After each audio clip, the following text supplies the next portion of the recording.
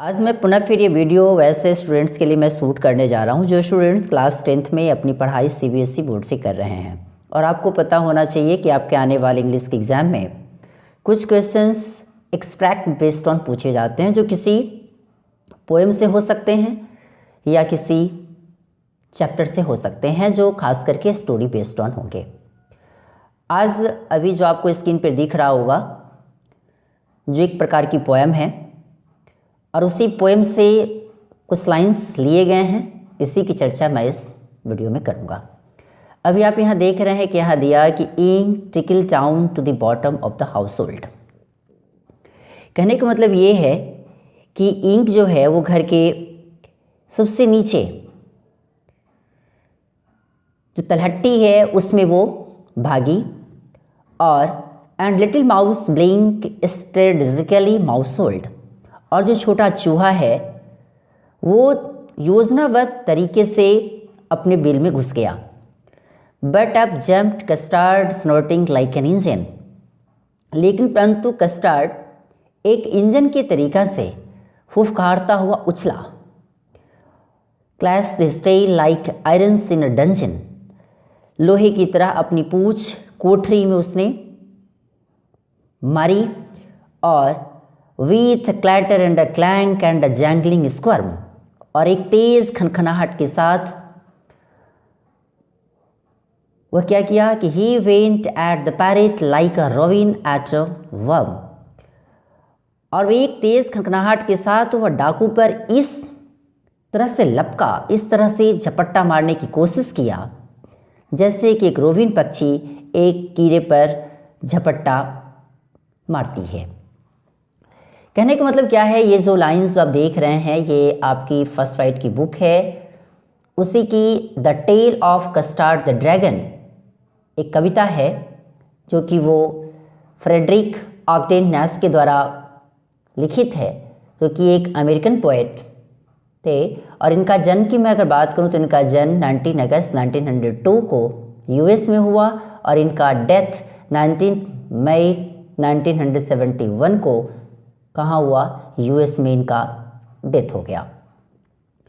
तो अभी आपको अब ये समझ में आ गया होगा कि ये जो लाइंस है ये किस कविता से ली गई है। तो ये lines the tale of Custard the dragon इससे ली गई है।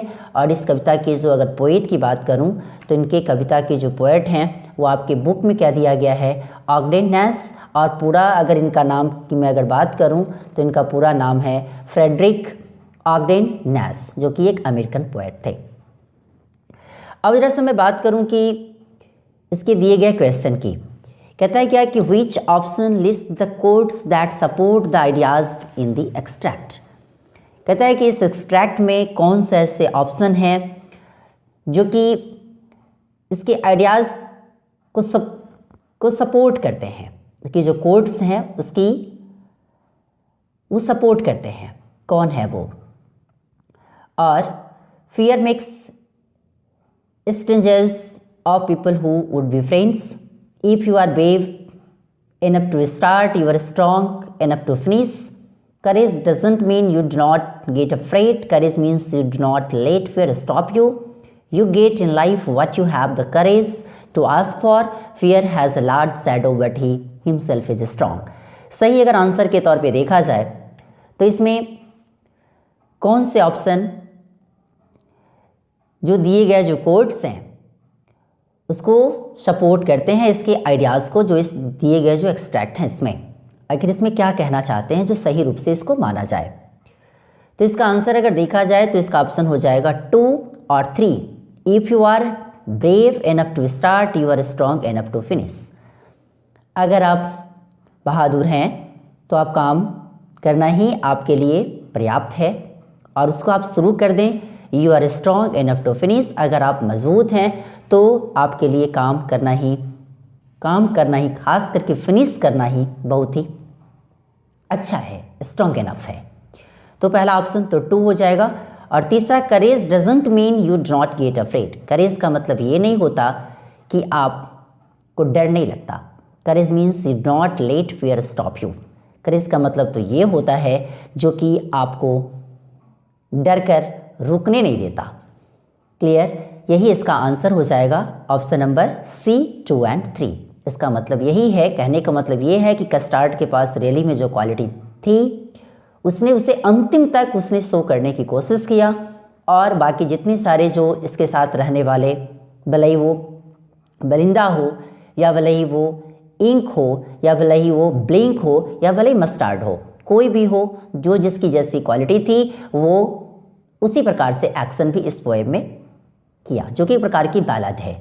आपको पता होगा कि ये जो पोएम जो इसमें लिखी गई है, ये पोएम का जो फॉर्म है वो किस रूप से लिखा गया इसे, तो इसका स्टाइल है बैलाड की। क्लियर। अब जरा सा बात करूं कि क्वेश्चन नंबर 2 की, कि what is the poets purpose of using the onomatopoeic words given in the extract. आखिर इसमें ये जो ओनोमेटोपोइटिक वर्ड्स जो यूज किया गया इस एक्सट्रैक्ट में, आखिर इसमें पोएट का पर्पस क्या है।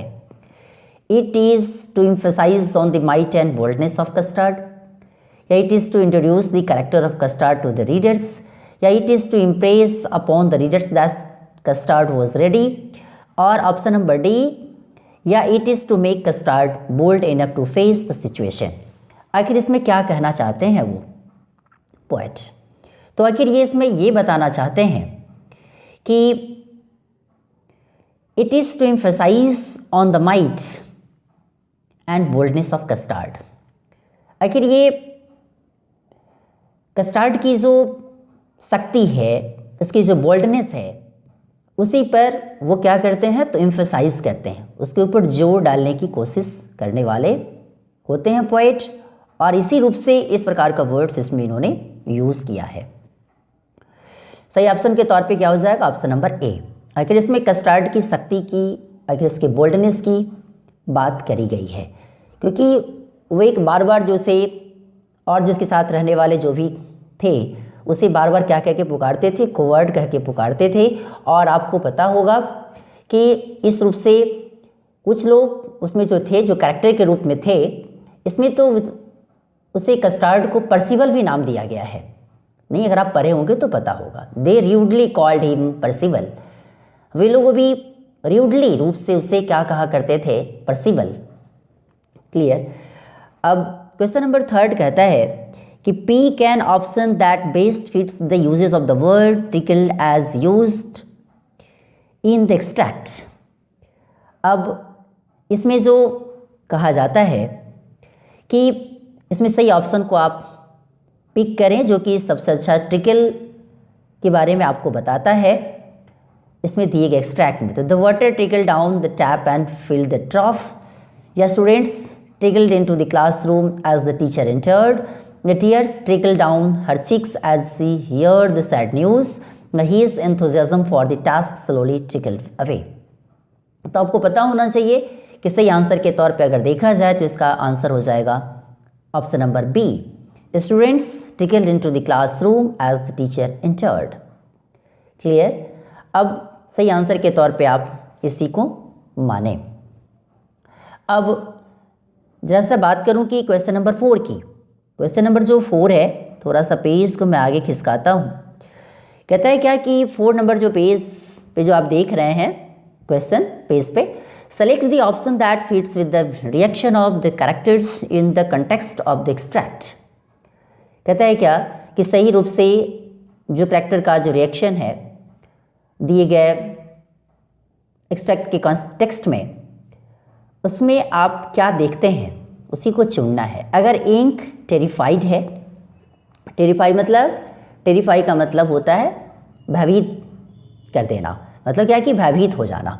अगर इंक अगर भयभीत है तो ब्लिंक क्या है, पायरेट क्या है, अगर कस्टर्ड अनडॉन्ट है। अनडॉन्ट मतलब क्या, अनडॉन्टेड जिसमें वर्ड जो देख रहे हैं, अनडॉन्टेड का मतलब होता है नीडर, साहसी। क्लियर। तो इंक अगर टेरिफाइड है तो ब्लिंक की अगर मैं बात करूं तो ब्लिंक क्या होगा, तो ब्लिंक आपके अपसेट हैं। मानेंगे क्या, नहीं मानेंगे। अगर देखा जाए तो ब्लिंक क्या शॉक्ड है, नहीं मानेंगे। ब्लिंक क्या डिस्प्लीज्ड है, नहीं मानेंगे। अगर देखा जाए तो ब्लिंक की अगर बातें अगर आती है तो ये बिल्कुल पेट्रीफाइड है। ब्लिंक जो है वो क्या है, तो बिल्कुल पेट्रीफाइड है, बोले तो क्या मतलब कि वो बिल्कुल अब अस्वीकृत हो गया है, नहीं। तो इसलिए सही आंसर के तौर पे अगर देखा जाए तो ब्लिंक पेट्रीफाइड है। तो ये तो आपका क्लियर हो गया। दूसरा कहता है क्या कि पायरेट क्या है, तो पायरेट शॉक्ड हो गया। अगर आप इसमें पढ़े होंगे तो आपको पता होगा कि इसमें दिया है the pirate gaped at Belinda's dragon. Pirate ने क्या किया, पायरेट ने बलिंदास के ड्रैगन पर बिल्कुल फटा हुआ मुंह आश्चर्य के रूपों से और उसके ऊपर देखना शुरू कर दे। बोले तो क्या, वो शॉक्ड हो गया। तो सोचने वाली बात है। इसका आंसर के तौर पे अगर देखा जाए तो आंसर क्या होगा आपका, तो आंसर होगा आपका ऑप्शन नंबर डी, ये पेट्रीफाइड और पायरेट क्या है, शॉक्ड है। क्वेश्चन नंबर 5 की बात करूं, pick the option that doesn't display a simile from the extract. अब आखिर इसमें जब पढ़े होंगे तो आपको पता होगा कि इसमें कौन से ऐसे इसमें ऑप्शन हैं जो कि रियली में इस एक्सट्रैक्ट से लिए गए हैं जिसमें सिमली को दिखाया नहीं जाता। सिमली मतलब क्या है कि सिंपल पहचान है सिमली की। जिस किसी भी टेक्स्ट में खास करके लाइंस में अगर बात करूं तो जिसमें लाइक और एज रहे तो आंख मूंद के मानना है कि वो क्या रहेगा, तो सिमली रहेगा। जैसे इसमें अब आपको ये चुनना है कि इसमें कौन से इसमें टेक्स्ट एक्सट्रैक्ट से लिए गए हैं जिसमें लाइक इसमें यूज़ नहीं किया गया। जैसे कि भी आप यहाँ देख रहे हैं, class is tail like irons, इसमें भी लाइक वर्ड यूज़ किया गया है। At the pirate like a robin at a worm, इसमें भी लाइक वर्ड यूज़ किया गया है, तो ये भी सिमली है। Custard snorting like an engine, इसमें भी लाइक वर्ड का यूज़ किया गया है, तो ये भी अपने आप में क्या है, तो ये भी सिमली यूज़ किया गया, इसमें भी like. Trickle down to the bottom, हाँ इसमें कहीं लाइक और एज वर्ड का यूज़ नहीं किया गया, इस कारण ये ऑप्शन सही होगा, क्योंकि इसमें आपको ये बताना है इसमें सिमली कौन डिस्प्ले नहीं करता है इसमें दिए गए एक्सट्रैक्ट से। तो सही ऑप्शन के तौर पे अगर देखा जाए तो इसका आंसर क्या हो जाएगा, option number D is the correct answer of this question, trickle down to the bottom. तो इस रूप से अभी आपने देखा कि आप जो कुछ क्वेश्चंस जो अभी पोएम बेस्ड ऑन थे वो भी खास करके एक्सट्रैक्ट पे आधारित थे, इसी की चर्चा मैं इस वीडियो में किया। और ये वीडियो आपको कैसा लगा इसके बारे में लाइक, सब्सक्राइब एंड कमेंट करना ना भूलें, और इसे शेयर भी करें ताकि ज़्यादा से ज़्यादा बच्चा इसे देखकर कुछ सीख सके, समझ सके। Thanks a lot. और इसके नीचे वाले जो पार्ट देख रहे हैं ये तो आपका आंसर लिखने वाले हैं 40 to 50 वर्ड्स में, तो इसे खुद से आप लिखें और जितना हो सके उतना लिखने की प्रैक्टिस आप करें। Thanks a lot.